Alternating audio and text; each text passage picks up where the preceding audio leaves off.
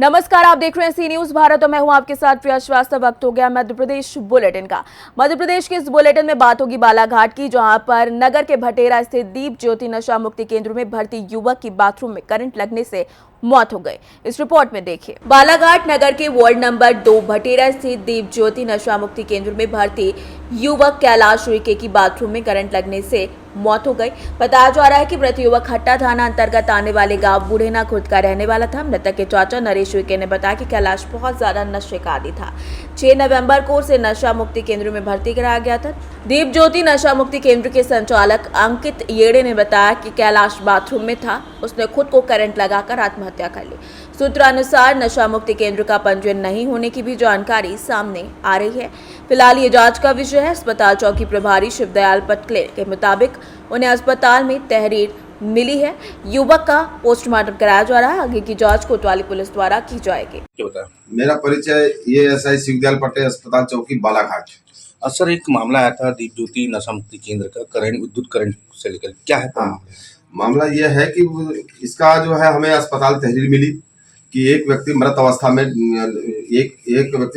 में डीएचबी लाया गया है, जो बिजली करंट से लगना बताया गया है ना। तो उसके तहरीर मिलने पर हमने फिर उसको रात्रि होने के कारण से मृतक के शव को 100 में रख दिया गया।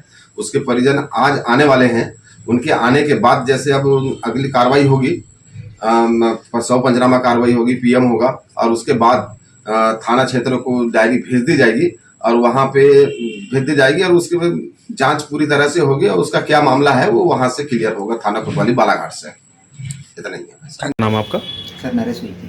अच्छा, ये बताइए, नशा मुक्ति केंद्र में एक व्यक्ति की मौत हो गई है, कौन लगते हैं और कैसे क्या घटनाक्रम आपको पता चला? सर, भतीजा है हमारा। अच्छा, वहाँ पर नशा मुक्ति में क्यों भर्ती कराया गया था? नशा का आदी हो गया था, क्या माइंड इसका डिस्टर्ब हो गया था। अच्छा, कब कराए थे भर्ती? सर, करीबन 6 तारीख को 3 दिन हो गया करीबन। तो क्या सूचना मिली थी वहाँ से? सर, फिर फोन आया अपने को, क्या इसकी डेट हो गई करंट की वजह से।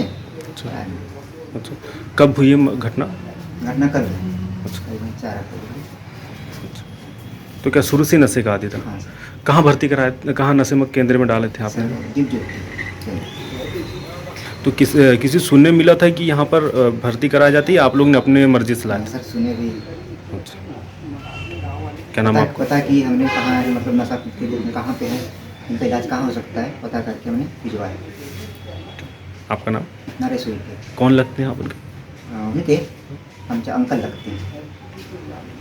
मैं अंकित येड़े नाम लिखता हूँ और दीप ज्योति नशा मुक्ति केंद्र का संचालक हूँ। आपके केंद्र में एक व्यक्ति की मौत हुई, करंट लगने से काफ़ी संदेहास्पद लग रहा है, क्या है पूरा घटना? ये नशे का आदी था उइके जी, कैलाश उइके, और 3 दिन पहले ही उन्हें सेंटर में भर्ती किया गया है और वह शारीरिक बहुत कमज़ोर था। वैसे तो विद्युत करंट से आम आदमी की ऐसी मौत नहीं होती, पर उनकी स्थिति बहुत डाउन थी, मतलब बहुत ज़्यादा डाउन नहीं, जैसे अपन बोल सकते हैं कि भाई शारीरिक दुर्बलता तो वो उनको थी। और वो जब उन्होंने करंट लगाया तो वो उनकी तो कुछ देर बाद उनकी मौत हो गई। कैसे करंट लगा, कहाँ वो गया? बाथरूम में गए और दरवाज़ा बंद कर दिए और कुछ देर बाद, जैसे नॉर्मली सभी जाते हैं तो बाथरूम के अंदर जब व्यक्ति जाता है तो कोई दूसरा नहीं जाता है। जब वो गिर गया तब दूसरे भर्ती मित्रों ने देखा और उसके बाद उन्हें निकाला। फिर वहाँ से तो बीपी चेक किए, पल्स वल्स देके तो थोड़ा सा काँप रहा था, तो उस बीच हमने उसको फिर अस्पताल लाया। तो अस्पताल में फिर यहाँ पे ECG वगैरह हुआ। वहाँ पर तो करंट लगने की बाथरूम में ऐसी कोई संभावना नहीं होती, फिर कैसे? बल्ब तो रहता ही है और उन्होंने अंदर से तार को खींचा अंदर से। वहाँ पर उसका क्या रजिस्ट्रेशन हुआ था क्या, जब भर्ती करवाया था? हाँ, हमारे पास पूरा प्रूफ है उसका। अच्छा, ये बताइए, आपके केंद्र का रजिस्ट्रेशन है? जी बिल्कुल है। कहाँ से कब से संचालित हुआ है? ये 2024 फरवरी से। तो अभी लेटेस्ट में चालू हाँ। है। कितने लोग हैं वहाँ पर? अभी 30 लोग मिले।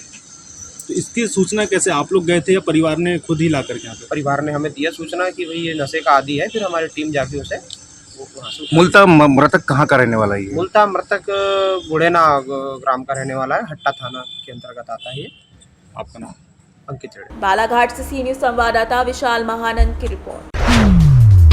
इसी के साथ रुक करेंगे अगली खबर का। खंडवा में नर्स को 21 घंटे तक कमरे में रखा गया बंद, पानी तक नहीं पीने दिया। मामला क्या है और कैसे डिजिटल अरेस्ट का अनोखा मामला आया सामने, देखिए इस रिपोर्ट में। खंडवा के नंद कुमार सिंह मेडिकल कॉलेज अस्पताल में एक स्टाफ नर्स के साथ एक अजीबो गरीब डरावना साइबर अपराध हुआ।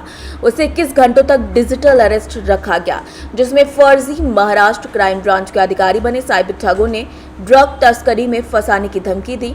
नर्स को वीडियो कॉल के जरिए बताया गया कि उसके नाम से भेजा गया एक पार्सल पुलिस ने जब्त किया, जिसमें ड्रग्स और अन्य आपत्तिजनक सामग्री थी। इसके बाद उसे मोबाइल स्क्रीन के सामने बैठाकर पूछताछ करने और किसी से बात न करने का दबाव डाला गया। ये ठग इस दौरान पुलिस की वर्दी में थे और नर्स से उसके बैंक डिटेल्स भी ले रहे थे। नर्स को लगातार मोबाइल के सामने रखने की धमकी दी गई और उन्हें पानी तक पीने के लिए भी नहीं हटने दिया गया।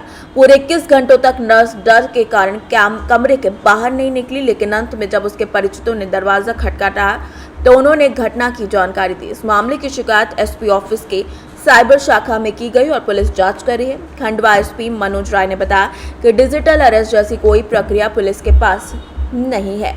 ये मामला नहीं है, बल्कि इससे पहले भी खंडवा में ऐसे मामले हो चुके हैं। देते हुए ये बताइए कि किस तरह का घटनाक्रम आपके साथ हुआ है और क्या कुछ कहेंगे। मेरा नाम कंचन इनवाती है, वाइफ ऑफ कुमार इनवाती। मैं डिस्ट्रिक्ट हॉस्पिटल खंडवा में नर्सिंग ऑफिसर के पद पर पदस्थ हूँ और मेरे साथ में मतलब कि जो मतलब एक कोरियर सर्विस से कॉल आया कि आपके साथ मतलब कि कोरियर सर्विस से कॉल आया था। उन्होंने कहा कि आपके नाम से किसी राजेश गोयल को इलीगल सामान सप्लाई किया जा रहा था, जो कि हम उसको जब्त करवा रहे, मतलब पुलिस वालों ने जब्त कर लिए हैं और उसमें आपके आधार कार्ड का यूज़ किया गया है। वो बाकायदा प्रॉपर जो आधार कार्ड में एड्रेस होता है वो एड्रेस के साथ में मतलब मुझे बता रहे थे कि उसमें आपका ये एड्रेस उसमें डला हुआ है, जो कि मेरे घर का एड्रेस है। और उसके बाद उन लोगों ने कहा कि मुझसे वो जो उन्होंने अपना नाम ऐना बताया था, वो मैडम ने, जो कि CDL कोरियर सर्विस से बात कर रही है। फिर बोले हो सकता है किसी ने आधार कार्ड का मिसयूज़ करके वो जो इलीगल सामान है, जिसमें RDX 150 ग्राम, RDNA और 6 लैपटॉप, 4 आधार कार्ड और क्या बोलते तो 6 लैपटॉप, 4 आधार कार्ड और उसके साथ में मतलब पासपोर्ट भी थे। तो बोले जो राजेश गोयल के नाम पे जा रहे थे, जो कि पुलिस वालों ने उसको रख लिया था। और उसके बाद में बोला कि आपका अगर आधार कार्ड का मिसयूज़ हुआ है। मैंने बोला कि मेरा ओरिजिनल आधार कार्ड जब मेरे पास है तो उसको कोई कैसे मिसयूज़ कर सकता है। तो बोले हो सकता है आपने किसी को दिया होगा या कहीं जमा किया होगा, जो लोग आपका मिसयूज़ कर रहे हैं। तो बोले ठीक है, अगर ऐसा है तो आप साइबर सेल में हम आपका कांटेक्ट करवा रहे हैं, आप उनसे बात करिए। तो उन्होंने मेरी कांटेक्ट साइबर सेल में करवाया, जो कि जो साइबर सेल वाले थे, जब उनने मुझसे कांटेक्ट किया तो उनने सारी जानकारी मांगी थी। मैंने उनको पूरी जानकारी बताई कि मेरे साथ ऐसा ऐसा हुआ है। फिर उन्होंने कहा कि ठीक है, अगर आप आ सकते हो तो हम मुंबई महाराष्ट्र पुलिस से बात कर रहे हैं, आप अपना ऑनलाइन स्टेटमेंट 1 घंटे में आकर दीजिए। तो मैंने बोला कि मैं 1 घंटे में मुंबई नहीं आ सकती हूँ।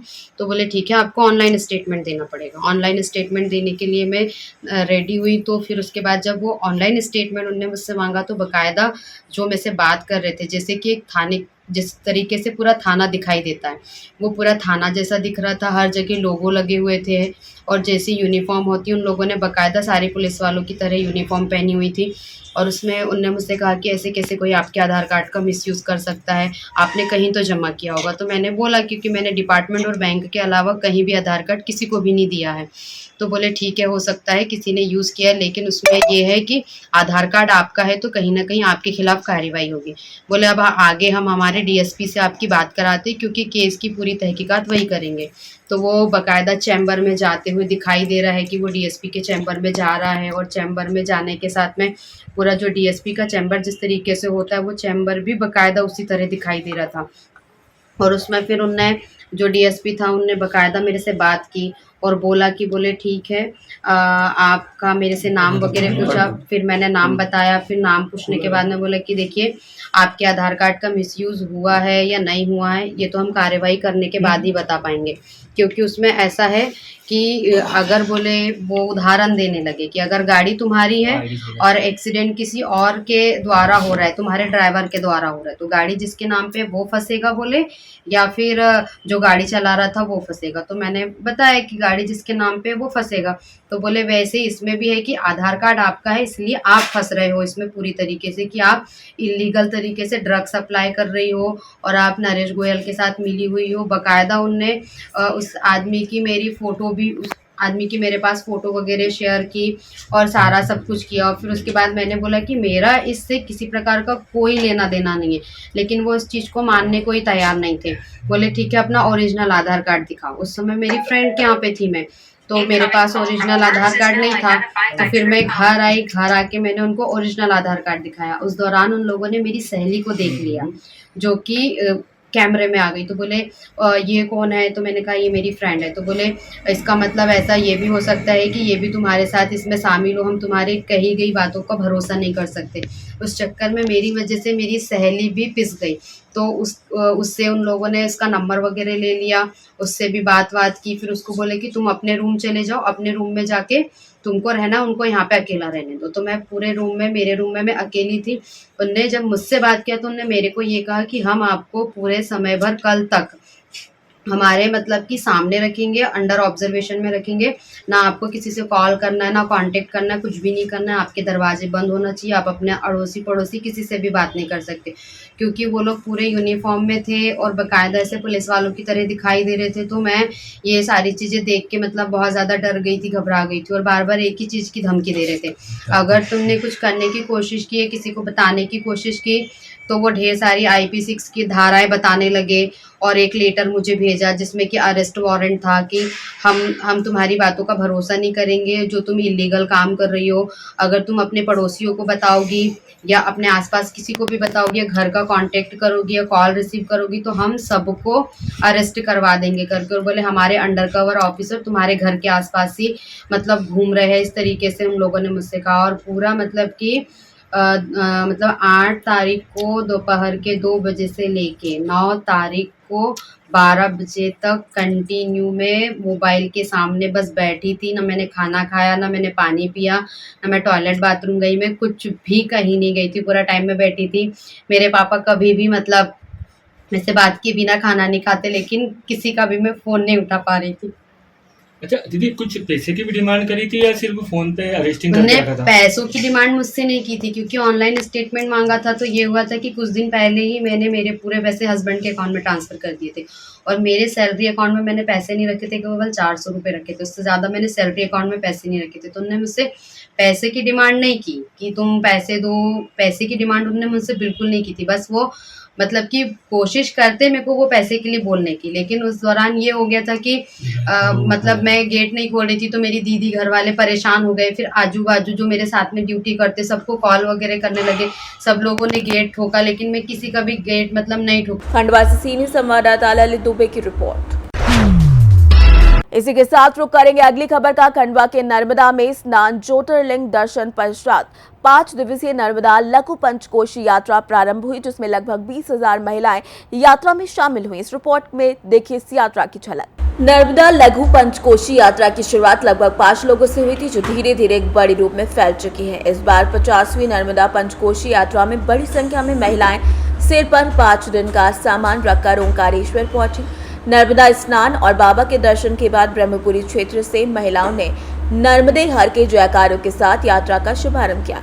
यात्रा के बारे में जानकारी देते हुए उज्जैन के अरविंद चौरे ने बताया कि यात्रा 1975 में शुरू हुई थी। नर्मदा परिक्रमा के महत्व पर चर्चा करते हुए उन्होंने कहा कि पंचकोशी यात्रा में प्रशासन और सामाजिक संगठनों का भी सहयोग मिलता है, जो कि इसे सफल बनाता है। 1975 में शुरू की थी।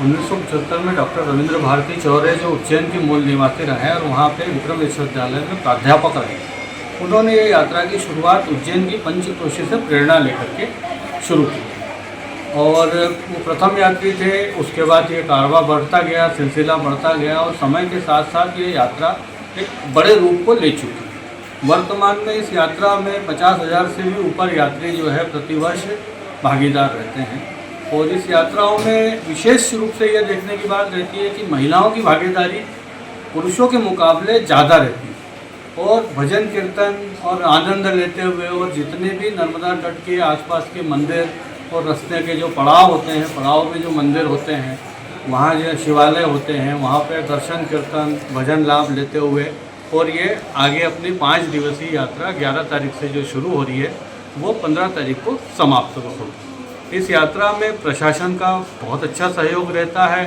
नर्मदा पार कराने में भी प्रशासन पूरा रोल निभाता है, अपनी महती भूमिका वहाँ पे निभाता है कि किसी भी तरीके की दुर्घटना या कोई दुर्घटना ना हो।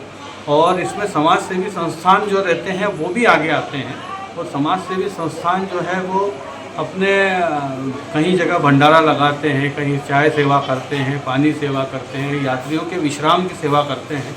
और इस तरीके से ये एक पूरा धार्मिक आयोजन है जिसमें धर्म, पर्यटन, संस्कृति, पुरातत्व सभी चीज़ें मिली हुई है। और लोगों का इसमें बड़ा भारी समर्थन और बड़ा जोश के साथ ये यात्रा जो है वो प्रतिवर्ष निकलती है। आपका परिचय? मेरा नाम अरविंद चौरे है, मैं उज्जैन से हूँ, और डॉक्टर रविंद्र भारती चौरे जो इस यात्रा के जनक हैं वो मेरे पिताजी हैं। खंडवा से सी न्यूज संवाददाता ललित दुबे की रिपोर्ट।